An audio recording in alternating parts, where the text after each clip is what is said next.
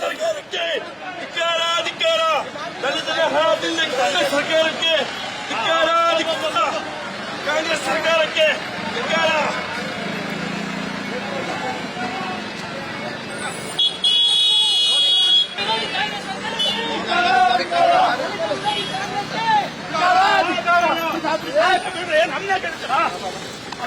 Arrest ಮಾಡಿದ್ರೆ ನಮ್ಮನ್ನ ಮಾಡ್ತಿಲ್ಲ.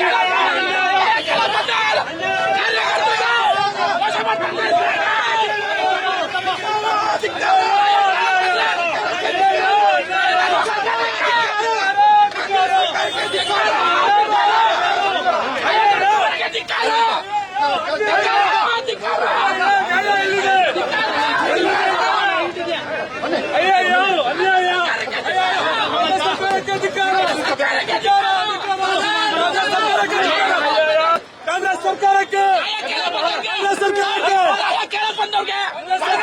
ಸರ್ಕಾರ ಸರ್ ಇದು 187 ಕೋಟಿ ಕೊಟ್ಟವ್ರಿಗೆ ಕತ್ತವ್ರಿಗೆ ಸಪೋರ್ಟ್ ಮಾಡೋ ಸರ್ಕಾರ ಸರ್ ಇದು. ಸರ್ ಇದು ದಯವಿಟ್ಟು ಈ ಸಚಿವರು ರಾಜೀನಾಮೆ ಕೊಡಬೇಕು ಸರ್. ಸಚಿವರು ರಾಜೀನಾಮೆ ಕೊಡಬೇಕು. 187 ಕೋಟಿ ಕತ್ತವ್ರೆ ಸರ್ಕಾರಕ್ಕೆ ಏನಪ್ಪ ನಮ್ಮ ರಿಪೋರ್ಟ್ಗಳು ಇಲ್ಲ ಸರ್.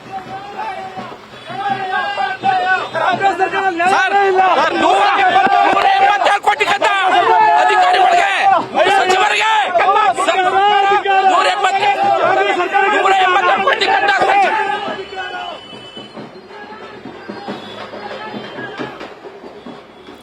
ಕರ್ನಾಟಕ ಮಹರ್ಷಿ ವಾಲ್ಮೀಕಿ ಅಭಿವೃದ್ಧಿ ನಿಗಮದ ಅಧಿಕಾರಿ ಚಂದ್ರಶೇಖರ್ ಆತ್ಮಹತ್ಯೆ ಪ್ರಕರಣಕ್ಕೆ ಸಂಬಂಧಪಟ್ಟಂತೆ ಬಿಜೆಪಿ ಕಾರ್ಯಕರ್ತರು ಸಿಎಂ ನಿವಾಸವನ್ನ ಮುತ್ತಿಗೆ ಹಾಕುವಂತಹ ಪ್ರಯತ್ನ ಮಾಡಿದ್ರು.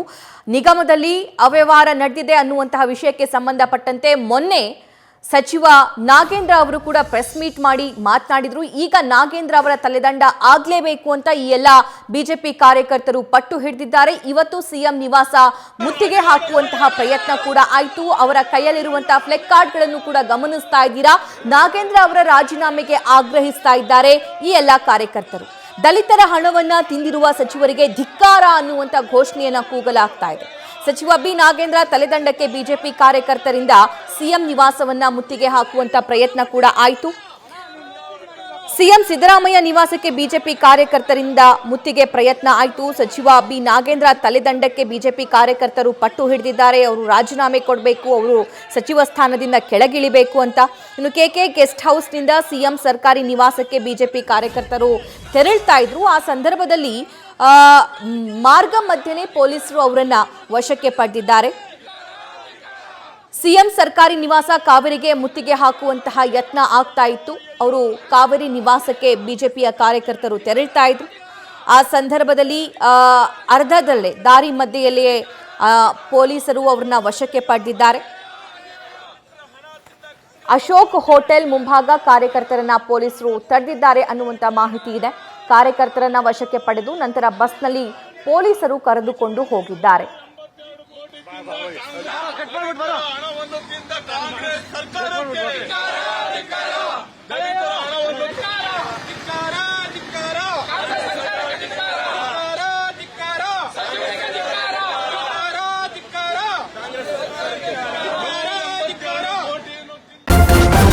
ನ್ಯೂಸ್ ಫಸ್ಟ್ ನಿರ್ಭೀತಿಯಿಂದ ನಿಮ್ಮ ಪರವಾಗಿ.